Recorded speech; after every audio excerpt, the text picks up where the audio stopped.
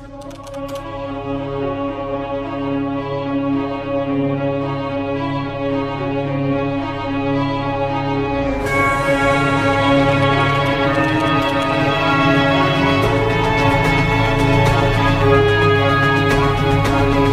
real estate dan pasar saham di awal tahun 1990-an membawa Jepang ke dalam posisi yang sulit.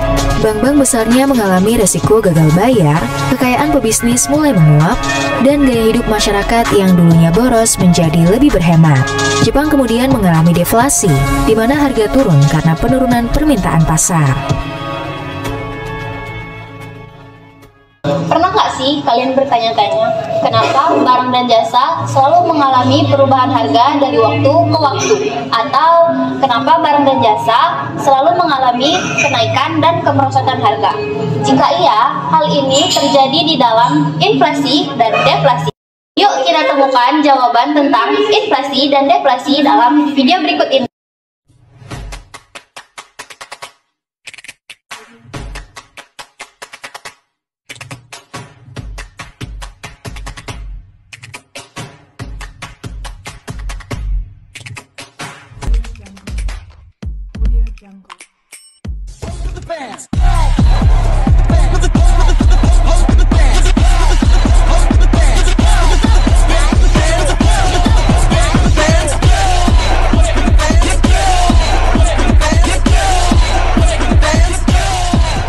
Apa sih inflasi dan deflasi itu?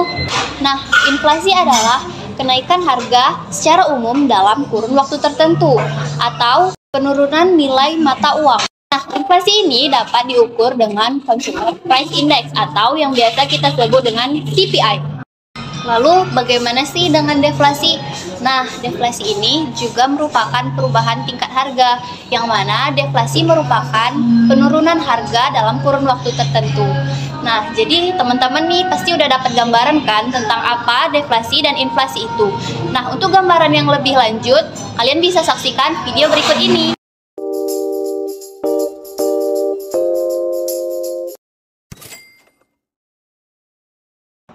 Wah, sekarang biaya nongkrong kok lebih mahal ya? Iya, dulu aku 60.000 udah bisa beli macam-macam loh. Sekarang 67.000 cuma dapat 1 es sama 1 croissant. iya kan, dulu 67.000 tuh udah bisa bikin kue 1 loyang mungkin, sama minuman-minumannya juga. Kok bisa kayak gitu ya? Mungkin karena bahan bakunya naik kali. Coba kita cari di internet. Yuk. Yuk.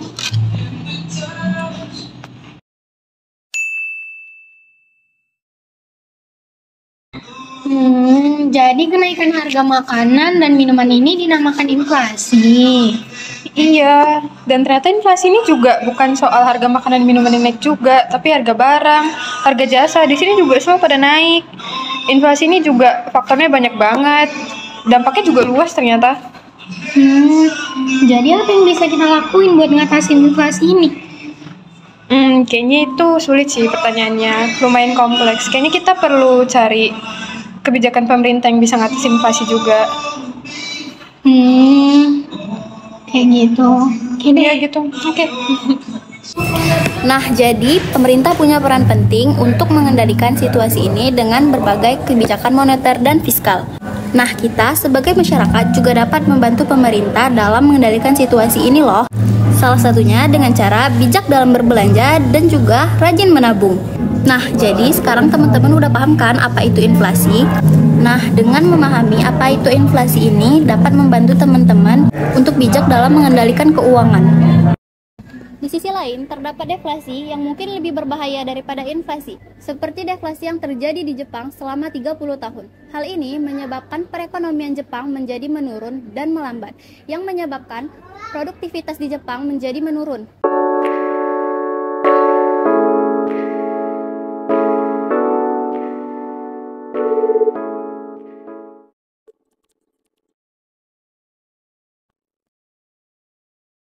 Halo, ya, tadi saya melihat laporan keuangan kita bahwa laporan penjualan kita jual satu. Dan sekarang saya sedang survei ke supermarket kita, ternyata benar harga barang-barang kita turun drastis. Sedangkan biaya operasional dan produksi tetap tinggi. Kita harus bertindak cepat karena jika begini terus kita bisa bangkrut. Tolong temui saya dan bawakan kepada saya laporan penjualan kita yang terbaru. Sekarang saya sedang di supermarket kita. Baik Bu, saya akan temuin Ibu dan membawa laporan terbaru kita ke supermarket.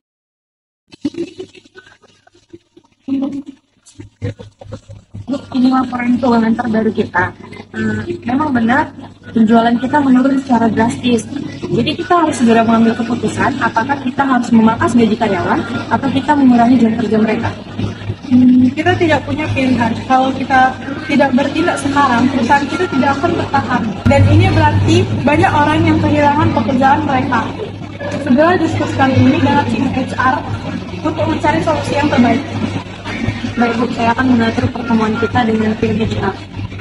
Dan satu lagi, tolong hubungi bank. Kita perlu negosiasi ulang suku bunga pinjaman kita. Dengan deflasi seperti ini, bunga pinjaman akan semakin membebani kita. Baik Bu, saya akan urus masalah ini. Oke, terima kasih.